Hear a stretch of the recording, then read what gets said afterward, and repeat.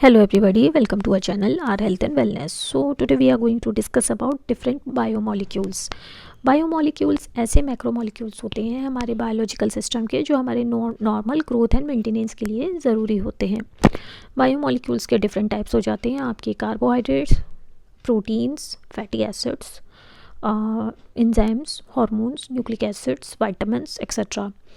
तो कार्बोहाइड्रेट्स का फर्दर एक क्लासिफिकेशन होता है. बेसिकली हम जानेंगे पहले कार्बोहाइड्रेट्स होते क्या हैं. तो ये पॉलीहाइड्रोक्सी एल्डिहाइड्स या फिर पॉलीहाइड्रोक्सी कीटोन्स होते हैं.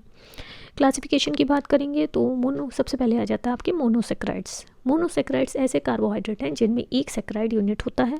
इनको आप फर्दर सिंपलर कार्बोहाइड्रेट्स में हाइड्रोलाइज नहीं कर सकते हो.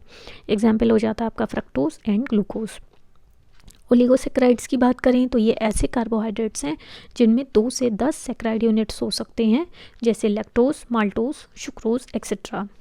नेक्स्ट आते हैं आपके पॉलीसेक्राइड्स. ये ऐसे कार्बोहाइड्रेट्स हैं जिनमें 10 से ज़्यादा सेक्राइड यूनिट्स होते हैं, जैसे आपके cellulose, starch, chitin etcetera. Next आ जाता है आपका एल्डोज. एल्डोज वो कार्बोहाइड्रेट्स हैं जिनमें एल्डिहाइड फंक्शनल ग्रुप होता है. Example glucose. कीटोज ऐसे कार्बोहाइड्रेट्स हैं जिसमें कीटोन फंक्शनल ग्रुप होता है. एग्जाम्पल हो जाते हैं आपके फ्रक्टोज. सो नेक्स्ट टॉपिक आ जाता है आपका मोनोसेक्राइड्स. मोनोसेक्राइड्स में सबसे सिंपलर आपका जो मोनोसेक्राइड है दैट इज़ ग्लूकोज, जिसको हम एल्डोहेक्सोज भी कहते हैं या फिर ग्रेप शुगर भी कहते हैं. ग्रेप शुगर इसलिए कहते हैं क्योंकि ये स्वीट फ्रूट्स और हनी में प्रेजेंट होता है. अब ग्लूकोज को कैसे बना सकते हैं? अगर आप स्टार्च की हाइड्रोलिसिस करते हैं तब भी आपका ग्लूकोज बनता है. अगर आप सुक्रोज की हाइड्रोलिसिस करते हैं तब भी आपका ग्लूकोज बनता है. लेकिन सुक्रोज की हाइड्रोलिसिस करने पर ग्लूकोज के साथ फ्रक्टोज भी बनता है.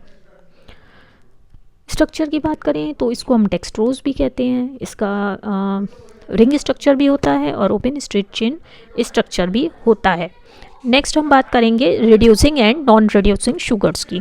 रिड्यूसिंग शुगर्स की बात करें तो कार्बोहाइड्रेट्स जिनमें एल्डिहाइड ग्रुप होता है वो फेलिंग सॉल्यूशन और टॉलिन सॉल्यूशन को रिड्यूस कर सकते हैं. इस तरह के कार्बोहाइड्रेट्स को हम रिड्यूसिंग शुगर्स कहते हैं. एग्जाम्पल्स हो जाते हैं आपके सारे ही मोनोसेक्राइड्स और सुक्रोज के अलावा सारे डाइसेक्राइड्स. नॉन रिड्यूसिंग शुगर्स की बात करेंगे तो ये ऐसे कार्बोहाइड्रेट्स हैं जो टॉलिन सॉल्यूशन और फेलिंग सॉल्यूशन को रिड्यूस नहीं कर पाते. ऐसे कार्बोहाइड्रेट्स को हम नॉन रिड्यूसिंग शुगर्स कहते हैं. एग्जाम्पल्स हो जाते हैं sucrose and all the polysaccharides. अब हम जानेंगे टॉलेंस रेजेंट और फेलिंग सॉल्यूशन होता क्या है. टॉलेंस सॉल्यूशन में आपके आ जाते हैं सिल्वर नाइट्रेट और अमोनियम हाइड्रोक्साइड. फेलिंग सॉल्यूशन की बात करेंगे तो ये 2 होते हैं, Fehling solution A and Fehling solution B. Fehling solution A में होता है कॉपर सल्फेट का सॉल्यूशन और फेलिंग सॉल्यूशन बी में होता है सोडियम पोटेशियम टार्ट्रेट, जिसको हम रॉकेल्स सॉल्ट भी कहते हैं. अब आ जाता है आपका नेक्स्ट टॉपिक आता है म्यूटा रोटेशन. अब म्यूटा रोटेशन क्या होता है? जब आप ग्लूकोज को पानी में डिज़ोल्व करते हो तो 2 फॉर्म्स होती हैं ग्लूकोज की, alpha D glucose and beta D glucose. तो ऐसे में क्या होता है, जब अगर आप आइदर ऑफ द 2 फॉर्म्स किसी भी 2 फॉर्म्स में से एक को ग्लूकोज को पानी में डिज़ोल्व करते हो तो वो दूसरे फॉर्म में चेंज हो जाती है, जब तक एक इक्विलिब्रियम मिक्सचर नहीं बन जाता दोनों ही फॉर्म्स का. और ये जो स्पॉन्टेनियस चेंज होता है स्पेसिफिक रोटेशन का of an optically active compound to an equilibrium value is called as mutarotation. Mutarotation जो होता है ये आपका नॉन रिड्यूसिंग शुगर्स में नहीं होता, जैसे सुक्रोज, क्योंकि इनमें एक फ्री एरोमेटिक कार्बन नहीं होता है. अब आ जाता है आपका फ्रक्टोज. फ्रक्टोज को हम कीटोहेक्सोज भी कहते हैं. फ्रूट शुगर होती है क्योंकि फ्रूट्स में बहुत प्रेजेंट होती है. इसमें कीटोन ग्रुप होता है आपके सेकंड कार्बन एटम में और ये लीवो रोटेटरी होती है, इसको हम इसलिए लेव्युलोज भी कहते हैं. अब आ जाते हैं आपके डाइसेक्राइड्स.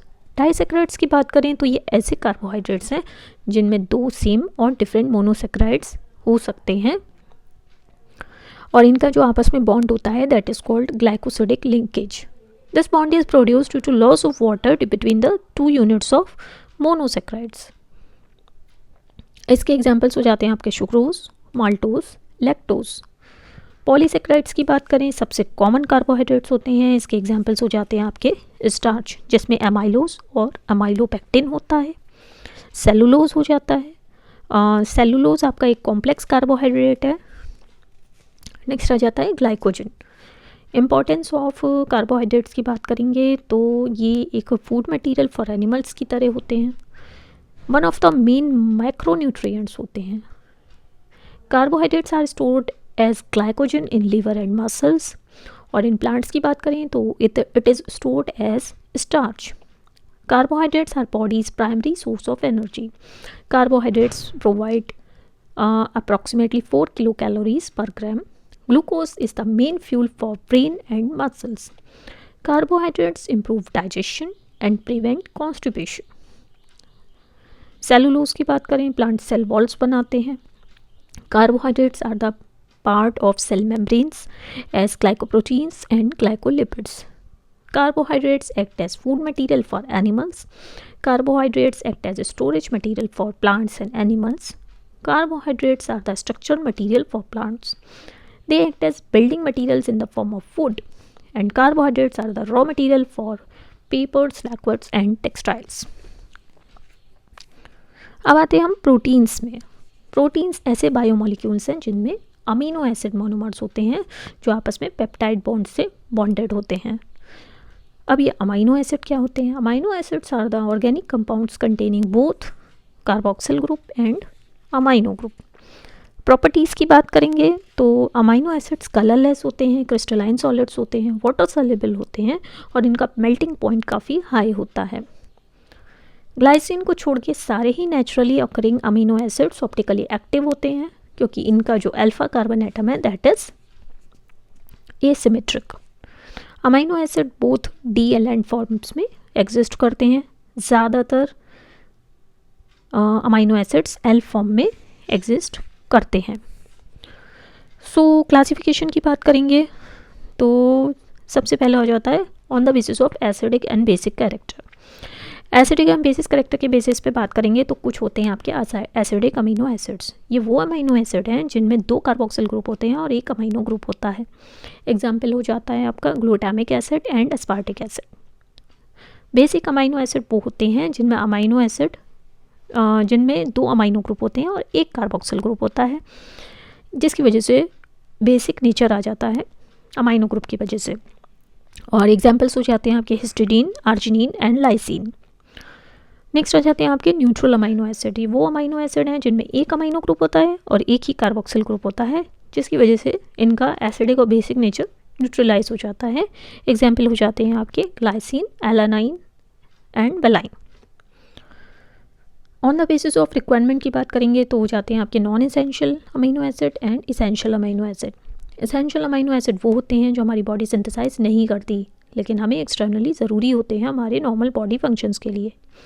एग्जाम्पल हो जाते हैं आपके valine, leucine, isoleucine, lysine, threonine, phenylalanine, tryptophan etcetera. Non essential amino acid की बात करेंगे तो ये वो होते हैं जो हमारी बॉडी खुद ही सिंथेसाइज कर देती है, ये हमें एक्सटर्नली ज़रूरत नहीं पड़ती। और इनके एग्जाम्पल्स हो जाते हैं आपके glycine, cysteine, alanine, glutamine, serine, tyrosine, proline etcetera. So proteins में अगर हम देखेंगे तो 2 तरह के प्रोटीन्स होते हैं, वन इज़ फाइब्रस प्रोटीन और अनदर वन इज़ आपका ग्लोबुलर प्रोटीन। फाइब्रस प्रोटीन की बात करेंगे वो प्रोटीन है जिनमें लीनियर थ्रेड लाइक स्ट्रक्चर होता है। जो आपके पॉलीपेप्टाइड चेन्स हैं वो हाइड्रोजन और डाइसल्फाइड बॉन्ड से कनेक्टेड होते हैं, मतलब आपस में जुड़े होते हैं और पानी में इनसॉल्युबल होते हैं। अगर आप थोड़ा सा भी टेम्परेचर और पीएच चेंज करेंगे तो ये अपना स्ट्रक्चर चेंज कर लेते हैं। जैसे आपके केराटिन प्रोटीन्स हो जाते हैं, या मसल्स की मायोसिन प्रोटीन हो जाती है, ये सिल्क की फाइब्रिन प्रोटीन हो जाती है, या फिर टेंडन का कोलेजन ही क्यों ना हो। नेक्स्ट आते हैं आपके ग्लोबुलर प्रोटीन्स। ये वो प्रोटीन्स हैं जिनका स्फेरिकल स्ट्रक्चर होता है और जो कॉइलिंग हो जाती है आपकी पॉलीपेप्टाइड चेन की उससे बनते हैं, वाटर सॉल्युबल होते हैं और बहुत ही ज़्यादा स्लाइट अगर आपका टेम्परेचर पीएच चेंज होता है तो इनका स्ट्रक्चर चेंज हो जाता है। एग्जाम्पल्स हो जाते हैं आपके insulin and albumin. So that's all for today. Second part इसका जल्दी लेकर आएंगे। Thank you so much.